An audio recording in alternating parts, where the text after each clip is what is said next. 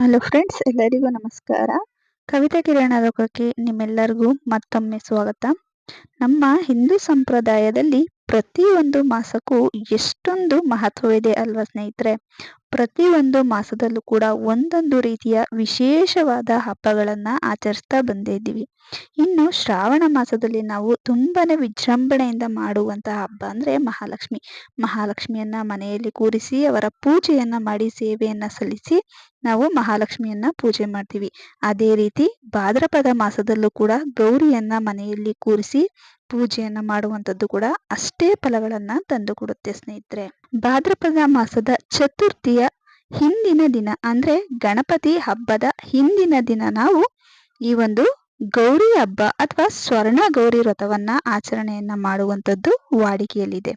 ಅಂದ್ರೆ ಭಾದ್ರಪದ ಮಾಸದ ಗಣೇಶ ಚತುರ್ಥಿಯ ಹಿಂದಿನ ದಿನ ಅಂದ್ರೆ ಗಣಪತಿ ಹಬ್ಬದ ಹಿಂದಿನ ದಿನ ಸೂರ್ಯನು ಸಿಂಹ ರಾಶಿಯಲ್ಲಿದ್ದಾಗ ಶುಕ್ಲ ಪಕ್ಷದ ತೃತೀಯ ತಿಥಿಯಂದು ಸ್ವರ್ಣಗೌರಿ ವ್ರತವನ್ನ ಅಥವಾ ಗೌರಿ ಹಬ್ಬವನ್ನ ಆಚರಣೆಯನ್ನ ಮಾಡುವುದು ಅತ್ಯಂತ ಶ್ರೇಷ್ಠ ಫಲಗಳನ್ನ ತಂದು ಕೊಡುತ್ತೆ ಅಂತ ಹೇಳ್ತಾರೆ.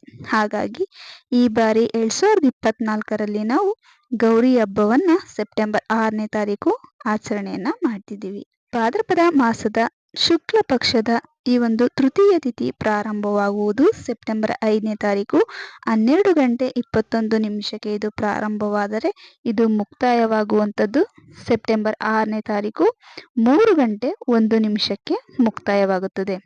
ತೃತೀಯ ತಿಥಿ 5ನೇ ತಾರೀಕು ಗುರುವಾರ 12 ಗಂಟೆ 21 ನಿಮಿಷಕ್ಕೆ ಪ್ರಾರಂಭವಾದರೂ ಕೂಡ ನಾವು 6ನೇ ತಾರೀಕು ಆಚರಣೆಯನ್ನ ಗೌರಿ ಹಬ್ಬವನ್ನ ಮಾಡ್ತೀವಿ.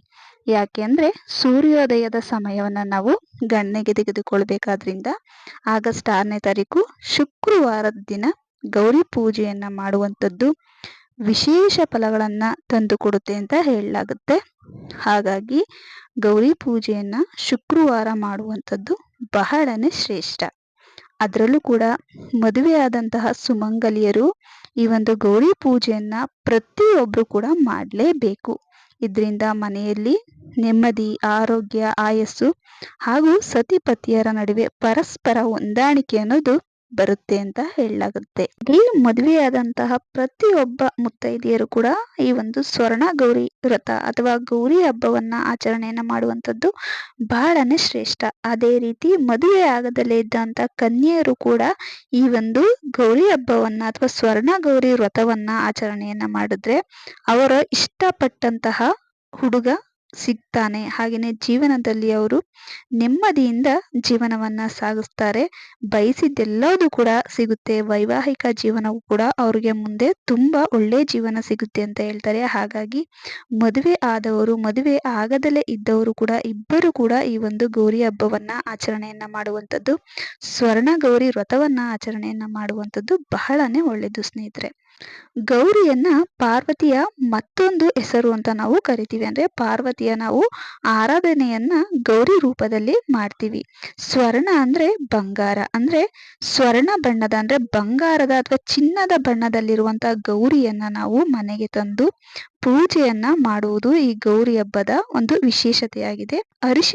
ಅರಿಶಿಣ ಬಣ್ಣದ ಗೌರಿಯನ್ನ ತಂದು ಪೂಜೆಯನ್ನ ಮಾಡಬಹುದು. ಅಥವಾ ನಮ್ಮ ಮನೆಯಲ್ಲಿ ಈ ರೀತಿಯ ಒಂದು ಸ್ವರ್ಣ ಗೌರಿ ವ್ರತವನ್ನ ಮಾಡುವ ಪದ್ಧತಿ ಇಲ್ಲ ಅನ್ನೋರು ಮಣ್ಣಿನಿಂದ ಮಾಡಿರುವಂತಹ ಗೌರಿಯನ್ನ ತಂದು ಕೂಡ ಪೂಜೆಯನ್ನ ಮಾಡಬಹುದು. ಇನ್ನು ಗೌರಿ ಪೂಜೆಗೆ ಶುಭ ಮುಹೂರ್ತ ಯಾವುದು ಅಂತ ನೋಡೋದಾದ್ರೆ ಪ್ರಾತಃ ಕಾಲ 6 ಗಂಟೆ 21 ನಿಮಿಷದಿಂದ 8 ಗಂಟೆ 49 ನಿಮಿಷದವರೆಗೂ ಕೂಡ ಒಳ್ಳೆ ಸಮಯವಿರುತ್ತೆ. ಸಿಂಹ ಲಗ್ನದಲ್ಲಿ ಈ ಒಂದು ಪೂಜೆಯನ್ನ ಮಾಡೋರಿಗೆ ಗೌರಿಯನ್ನ ಕೂರಿಸಿ ತುಂಬಾನೇ ವಿಶೇಷವಾದ ಫಲಗಳು ಲಭಿಸುತ್ತೆ ಅಂತ ಹೇಳ್ತಾರೆ. ಹಾಗಾಗಿ ಪ್ರಾತಃ ಕಾಲದಲ್ಲಿ ನೀವು ಸಿಂಹ ಲಗ್ನದಲ್ಲಿ 6 ಗಂಟೆ 21 ನಿಮಿಷದಿಂದ 8 ಗಂಟೆ 49 ನಿಮಿಷದ ಒಳಗಡೆ ಗೌರಿ ಪೂಜೆಯನ್ನ ಮಾಡ್ಕೋಬಹುದು. ಈ ಸಮಯದಲ್ಲಿ ಪೂಜೆಯನ್ನ ಮಾಡೋದಿಕ್ಕೆ ಆಗಲ್ಲ ಅನ್ನೋರು ನೀವು ಅಭಿಜಿತ್ ಮುಹೂರ್ತದಲ್ಲೂ ಕೂಡ ನೀವು ಶುಕ್ರವಾರ ಗೌರಿ ಪೂಜೆಯನ್ನ ಮಾಡಬಹುದು. ಎರಡೂ ಕೂಡ ವಿಶೇಷವಾದ ಫಲಗಳನ್ನ ತಂದು ಕೊಡುತ್ತೆ. ಆದಷ್ಟು 3 ಗಂಟೆ ಒಳಗಡೆ ಗೌರಿ ಪೂಜೆಯನ್ನ ಮಾಡುವಂಥದ್ದು ಒಳ್ಳೆಯದು. ಯಾಕಂದ್ರೆ 3 ಗಂಟೆಗೆ ತೃತೀಯ ತಿಥಿ ಮುಕ್ತಾಯವಾಗೋದ್ರಿಂದ ಆದಷ್ಟು 3 ಗಂಟೆ ಒಳಗಡೆ ಪೂಜೆಯನ್ನ ಮಾಡ್ಕೊಳ್ಳಿ. ಪ್ರಾತಃ ಕಾಲ ಮತ್ತೆ ಅಭಿಜಿತ್ ಮುಹೂರ್ತದಲ್ಲಿ ಪೂಜೆಯನ್ನ ಮಾಡುವಂಥದ್ದು ಈ ಬಾರಿ ಅತ್ಯಂತ ಶ್ರೇಷ್ಠ ಫಲಗಳನ್ನ ಗೌರಿ ಪೂಜೆಗೆ ತಂದು ಕೊಡುತ್ತೆ. ಇನ್ನು ನಮ್ಮ ಮನೆಯಲ್ಲಿ ಸ್ವರ್ಣ ಗೌರಿ ವ್ರತ ಅಥವಾ ಗೌರಿ ಒಂದು ಕೂರಿಸಿ ಪೂಜೆಯನ್ನ ಮಾಡೋದು ನಮ್ಮ ಪದ್ಧತಿಯಲ್ಲಿ ಇಲ್ಲ. ನಾವು ಯಾವ ರೀತಿ ಸರಳವಾಗಿ ಪೂಜೆಯನ್ನ ಮಾಡಬೇಕು ಅಂತ ಅಂದ್ರೆ, ಕೆಲವೊಬ್ರು ಮನೆಯಲ್ಲಿ ಗೌರಿ ಗಣೇಶನನ್ನ ಕೂರಿಸಿ ಪೂಜೆಯನ್ನ ಮಾಡ್ತಾರೆ. ಇನ್ನು ಕೆಲವೊಬ್ರು ಮನೆಯಲ್ಲಿ ಗೌರಿ ಗಣೇಶ ಹಬ್ಬದ ದಿನವೇ ನಾಗರ ಕಲ್ಲಿಗೆ ತನಿಯನ್ನ ಎರೆಯೋದು ಅಥವಾ ಹುತ್ತಕ್ಕೆ ತನಿಯನ್ನ ಎರೆಯುವಂತ ಒಂದು ಪೂಜೆಯನ್ನು ಕೂಡ ಮಾಡ್ತಾರೆ. ಈ ರೀತಿಯೂ ಕೂಡ ಮಾಡಬಹುದು. ಆದ್ರೆ ನೀವು ಮನೆಯಲ್ಲಿ ಸರಳವಾಗಿ ಗೌರಿಯನ್ನ ಕೂರಿಸದೆ, ಯಾಕಂದ್ರೆ ಪ್ರತಿಯೊಬ್ರು ಮನೆಯಲ್ಲೂ ಕೂಡ ಗೌರಿ ಗಣೇಶನನ್ನ ಕೂರಿಸಿ ಅಥವಾ ಸ್ವರ್ಣ ಗೌರಿ ವ್ರತವನ್ನ ಆಚರಣೆಯನ್ನ ಮಾಡುವಂತ ಪದ್ಧತಿ ಇರೋದಿಲ್ಲ.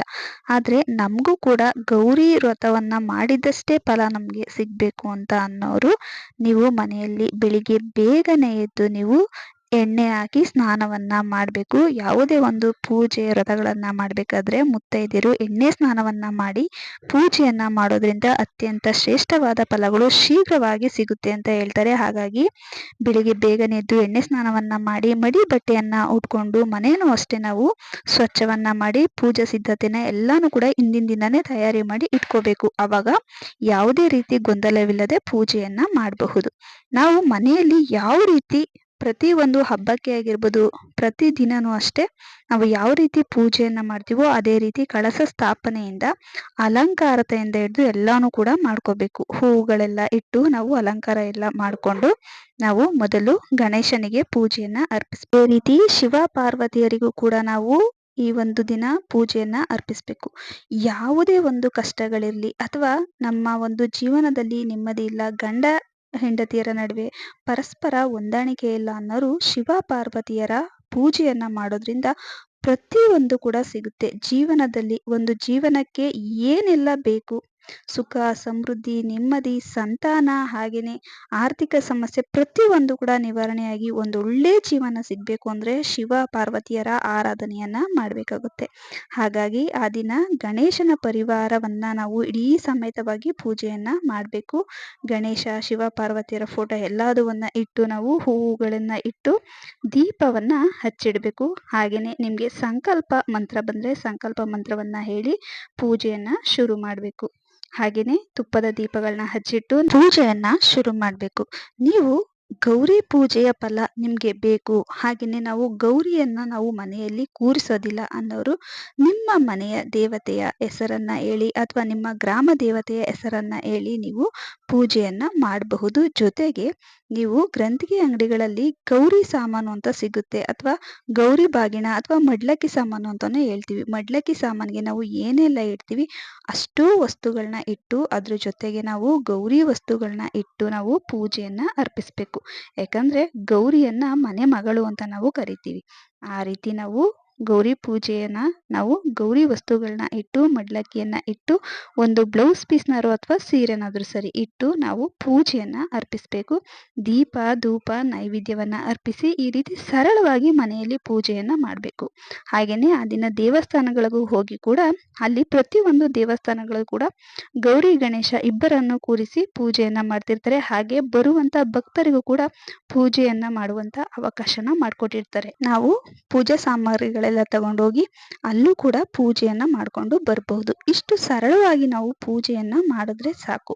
ಹಾಗೇನೆ ಗೌರಿ ಸಾಮಾನು, ಹಾಗೇನೆ ಇಟ್ಟಿರುವಂತ ಮಡ್ಲಕ್ಕಿ ಸಾಮಾನು ಪ್ರತಿಯೊಂದನ್ನು ಕೂಡ ನಾವೇ ಅದನ್ನ ಬಳಸ್ಕೋಬಹುದು, ಅಥವಾ ಬೇರೆಯವ್ರಿಗೂ ಕೂಡ ನಾವು ನಮ್ಮ ಮನೆಯಲ್ಲಿ ಹೆಣ್ಮಕ್ಳಿದ್ರೆ ಮುತ್ತೈದೆಯರಿಗೂ ಕೂಡ ಅದನ್ನ ಕೊಡಬಹುದು. ಈ ರೀತಿ ಸರಳವಾಗಿ ಮನೆಯಲ್ಲಿ ಶುಭ ಮುಹೂರ್ತದಲ್ಲಿ ಒಳ್ಳೆ ಸಮಯದಲ್ಲಿ ಮಾಡುವಂತ ಪೂಜೆಗೆ ಖಂಡಿತವಾಗ್ಲೂ ಕೂಡ ಪ್ರತಿಯೊಬ್ರು ಕೂಡ ಫಲ ಸಿಗುತ್ತೆ ಅಂತ ಹೇಳ್ತಾರೆ. ಹಾಗಾಗಿ ಸರಳವಾಗಾದ್ರೂ ಸರಿ, ಪದ್ಧತಿಯಲ್ಲಿ ಇಲ್ಲ ಅನ್ನೋರು ಕೂಡ ಈ ರೀತಿ ಸರಳವಾಗಿ ಪೂಜೆಯನ್ನ ಮಾಡಿ ಪ್ರತಿಯೊಬ್ಬರಿಗೂ ಕೂಡ ಗೌರಿಯ ಆಶೀರ್ವಾದ ಸಿಗುತ್ತೆ. ಸ್ನೇಹಿತರೆ, ಇವತ್ತಿನ ಈ ಚಿಕ್ಕ ಮಾಹಿತಿ ನಿಮ್ಗೆಲ್ಲ ಇಷ್ಟ ಆಗಿದ್ರೆ, ಯಾರೆಲ್ಲ ನಮ್ಮ ಚಾನಲ್ನ ಫಸ್ಟ್ ಟೈಮ್ ನೋಡ್ತಿದ್ರು ಪ್ಲೀಸ್ ರಿಕ್ವೆಸ್ಟ್ ಮಾಡ್ತಿದ್ದೀನಿ, ನಮ್ಮ ಚಾನಲ್ನ ಸಬ್ಸ್ಕ್ರೈಬ್ ಮಾಡ್ಕೊಂಡು ನೋಡಿ. ಈ ವಿಡಿಯೋ ಇಷ್ಟ ಆದರೆ ಒಂದು ಲೈಕ್ ಕೊಡೋದನ್ನ ಮರಿಬೇಡಿ ಸ್ನೇಹಿತರೆ. ಮುಂದಿನ ವಿಡಿಯೋಗಳಲ್ಲಿ ಹೆಚ್ಚಿನ ಮಾಹಿತಿಯೊಂದಿಗೆ ಸಿಗ್ತೀನಿ. ಅಲ್ಲಿವರೆಗೂ ನಮ್ಮ ಚಾನಲ್ ಇರೋ ಪ್ರತಿಯೊಂದು ಉಪಯುಕ್ತ ಮಾಹಿತಿಯನ್ನು ನೋಡ್ತೀರಿ, ನಮಗೆ ಹೀಗೆ ಸಪೋರ್ಟ್ ಮಾಡ್ತೀರಿ. Thank you.